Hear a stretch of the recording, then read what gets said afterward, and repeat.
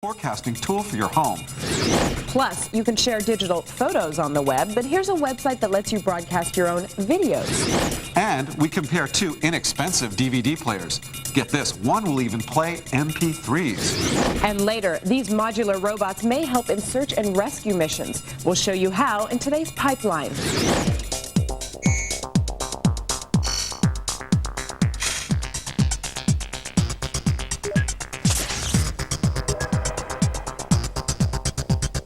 Hello and welcome to Fresh Gear.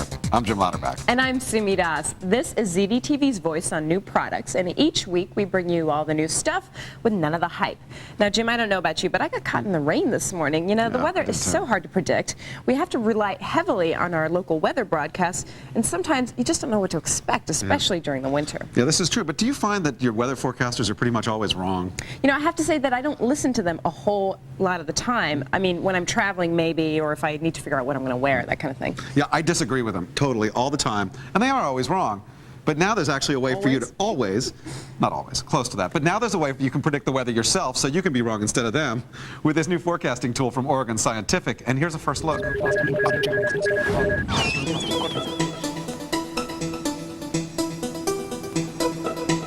The weather forecast today calls for partly cloudy skies, chance of showers, and possibly clearing towards the late afternoon.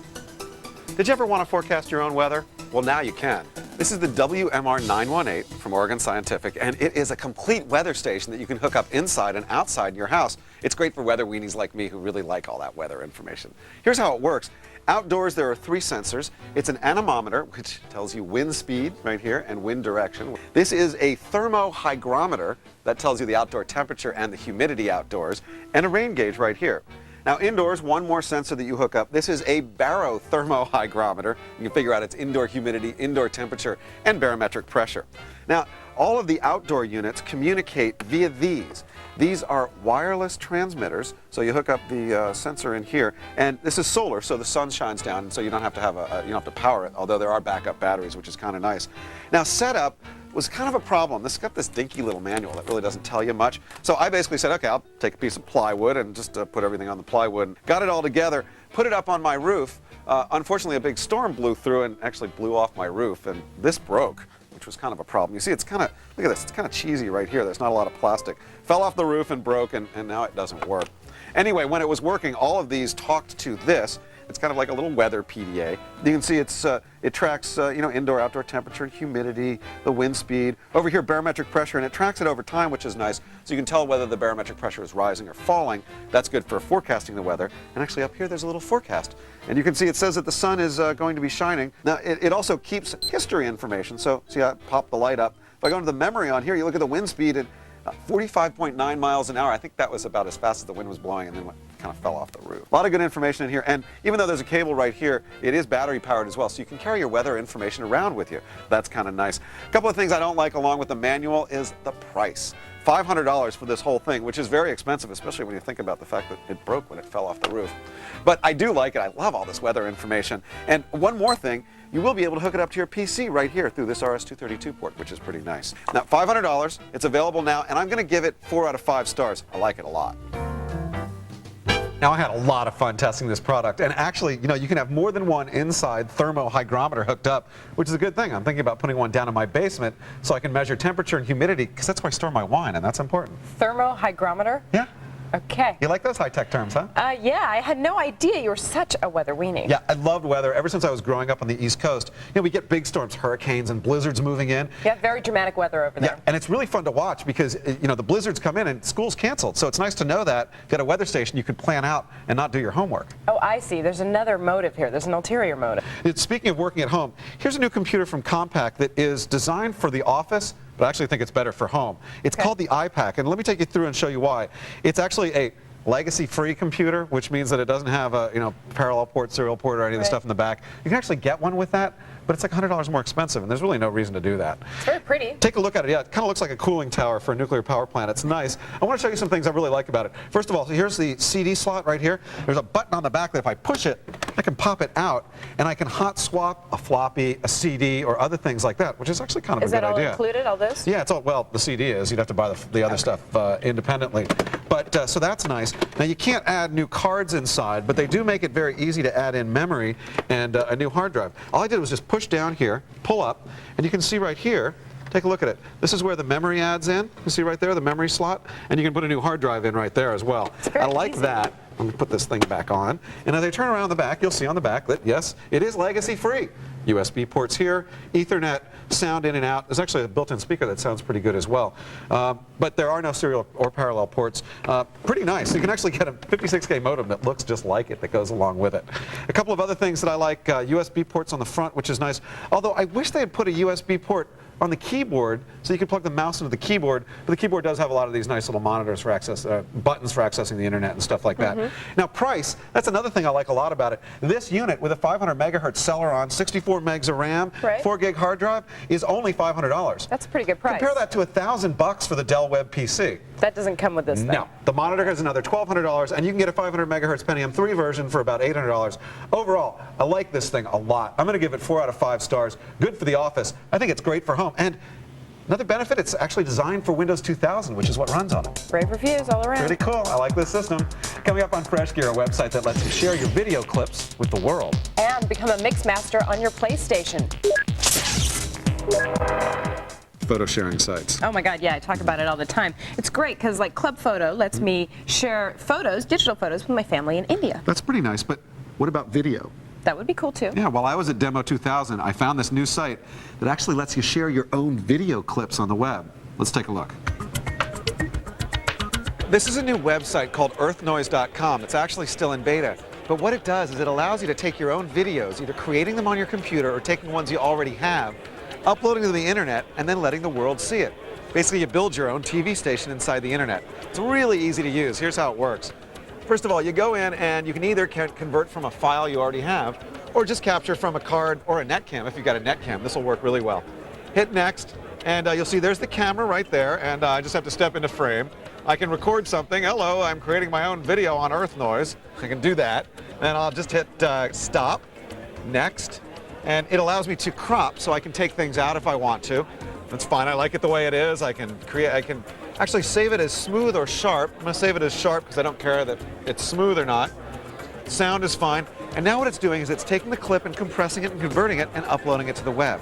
Now there are all kinds of videos up there on their site. Here's what their site looks. This is the home page. And all these different channels. And one of the ones I was actually exploring is one for travel in Asia. I want to go to Asia, and there are all these videos of people's travels there. Take a look at this. The parade. You've got visiting the Taj Mahal, the market of the village, the haircut, getting a haircut in Asia. Here's one I liked. I'll show it to you. This is Earth Noise video of a parade in Asia. We don't know what it is, but it actually looks cool and it sounds cool too. I'm going to double it so we can take a look at it. You know, the quality's not bad. It looks pretty good, and it's actually pretty easy to create videos. I want to show you one that I created myself. In about 10 minutes, I was able to create this. Welcome to Demo 2000. We're here in Palm Springs where it's finally getting dark, but there are still people looking at products. So I guess it's a good time because, well, there are a lot of products here. That's me! Okay, so maybe it's not perfect, but you can see the things I added a couple of different clips and I put some different title pages in. A lot of nice stuff you can do. So if you like doing video and you've got a netcam, look into earthnoise.com. Now you don't need to register with EarthNoise to view streaming video from their site, but you do need to be a member to create content. Okay. Even better though, it's free. Great. It's kind of nice. Right now, EarthNoise is offering 30 minutes of free hosting space for your videos. That's not bad. It's a decent amount. Yeah, it's not bad, although I do think that over time you're going to get more videos on there. You'll need more space. Right. I think they're going to offer you more free down the road. Good. Now, the PC has made making videos easier and cheaper, absolutely, but it's done the same thing for electronic music. You know, now just about anybody can create, compose, and record their own tunes all on their home computer. That's right. And it seems like everyone is producing their own tracks. But you don't even need a PC anymore. Here's a first look at a way to make music on your Sony PlayStation. There's nothing like a fun toe-tapping tune to put you in a good mood. Now you can put your creative juices to work and become a mix master. This is the MTV Music Generator. It's the first music creation system that allows anyone with a PlayStation to create near-professional tracks. Codemaster's MTV Music Generator isn't some cheesy keyboard. It's a basic, sample-based creation tool that sounds great. If you're familiar with the PlayStation, the interface is fairly easy to figure out. It's almost like playing a game. But in reality, it's a 24-channel music-making machine. Music Generator has over 1,500 riffs and 3,000 instrument sounds that you can add to any of the 24 tracks. It's like a mini recording studio in your living room. Start by choosing your desired sample from the library or add your own from your favorite CD. Then copy and paste it to one of the tracks. Music Jam mode allows you to use the PlayStation controllers as your instruments. The screen is divided into 4 quadrants, and up to 4 players can take part in an impromptu jam session. Let me take you back again. The MTV Music Generator also allows you to create videos full of mind-bending 3D graphics to accompany your tunes beat by beat. Now, this system does have its limitations. The PlayStation only has 2 megs of RAM. Therefore, you can't store tons of sample data or really long tracks of music. But you can save your tracks to Sony memory cards. Music Generator isn't a substitute for PC-based creation software like Sonic Foundry's Acid, but it's a great introduction to the basics. We give the MTV Music Generator 4 out of 5 stars. It costs $40 and it is available now. The memory limitation should be solved when Codemasters releases their new CD-ROM version next month. The new version is going to allow you to bring in your own music samples and jam over the internet with other people using the software. Now that is cool. Now, if you'd like to know more about the MTV Music Generator or any of the other products on today's show, head to the Fresh Gear website at freshgear.com. And this month, we're giving away speakers. Just correctly answer our daily quiz and you'll be entered to win a set of brand new USB computer speakers. We'll choose one winner each week through April 14th, so be sure to enter every day at freshgear.com. Coming up on Fresh Gear, 2 affordable DVD players. They're both under $200. And later, I head to Xerox PARC to learn more about modular robots and where they're heading in today's pipeline. DVD player. And okay, I remember how much I hated DivX. How could I forget? You just went off on DivX. I did. Well, DivX format died, and I'm not saying it was my fault, but I probably had something to do with it. But they had those hybrid DVD DivX players. Right. Remember those? Well, they were dumped on the market. I picked up a $600 one for only $250, which is great. Really nice features, but unfortunately they're all gone. Don't try and get one. That is a good price, but haven't the prices on all DVD players really dropped significantly? Yeah, they are dropping a lot. And I've actually got 2 players here that are under $200 that offer some really nice alternatives for people who want to buy a DVD player and haven't already. Okay. The first one is from a company called Oratron, and that's the one that I've got right here. And it's a fairly simple system for $180. Take a look at it. And one thing I do want you to notice is, see the buttons over here? Right. You see, well, it's got some nice, so you can play and back, forward, and rewind and all that stuff. Right. But look at these. They look like buttons, don't they? Yes, they do. Haha, fooled you. They're not. They're just fake. I have no idea what they're for. You got me. I think they were going to be buttons, but they decided not to keep the price down. Now, the remote itself, as you can see right here, is fairly simplistic as well. It's really only going to work with a DVD machine. It's not one of those universal remotes. Right. And as I turn it on its back, you'll notice one of the things that I don't like about it, it is limited on the back as well. If you take a look back here, you'll see that it does have digital out for audio, and it does have Dolby Digital and DTS, which is what you want. But over here, you'll notice it's got 2 composite video out, but no S video out, and then just the standard 1 audio out. I don't like that very much. $180 for this system. We're going to give this 2 out of 5 stars. It is a basic unit. It may be good for some people, but for $10 more. Okay. Take a look at this. Put this over here. This is from a company called Apex Digital. Now this is the machine to buy. Over here, it's got a lot of stuff in it along with DVD. If you see right over here, see these input jacks? Right, mic those are for 1 and mics. 2. Yeah, it's a karaoke player. Oh, that is so awesome. Yes, you can sing along with your DVDs. That's And awesome. also, it plays DVDs, but if you have a CD recorder and you have a lot of MP3s, it will play MP3s burned onto a CD. That's a which nice is bonus. great. Really nice. Now, as I turn it around, a couple of other things I like on the back.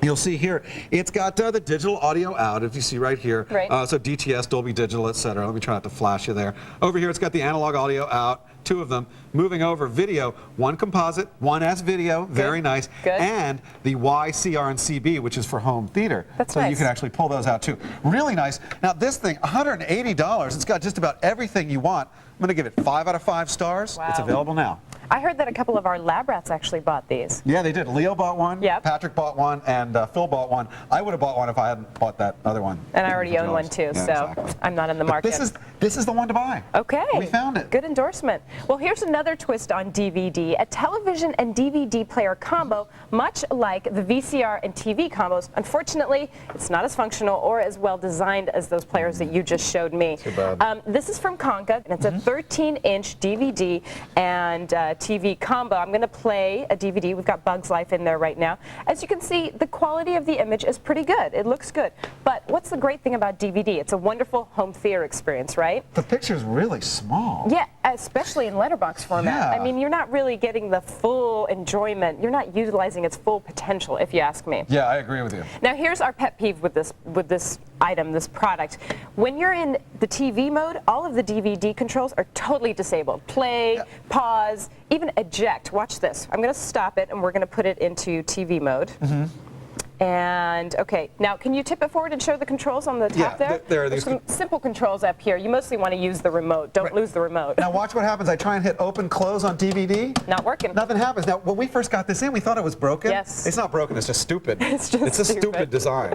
If you could turn it onto its side now, we've made that point, I think. Okay, yeah. We've got audio and video in here, so you can, hook it up to a VCR if you want. But there's only audio out on the back, so it's not like you could send the image from the DVD player to a bigger monitor. Yeah, Overall, it's a nice screen, but a terrible interface design. But if you've got tight space, this is probably a good solution. I mean, if you're in a dorm or if you want to put this in the kitchen or in a kid's room, this is one solution that's out there. We give it 2 out of 5 stars. It costs $349, and it is available now. Still ahead, what are these crawling creatures? I find out what modular robotics are all about. And a colorful desk for your iMac in today's Freshware.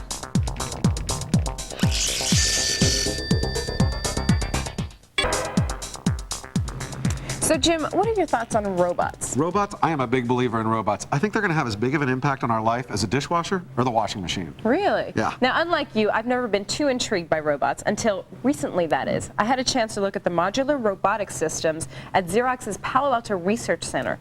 Here's what I found.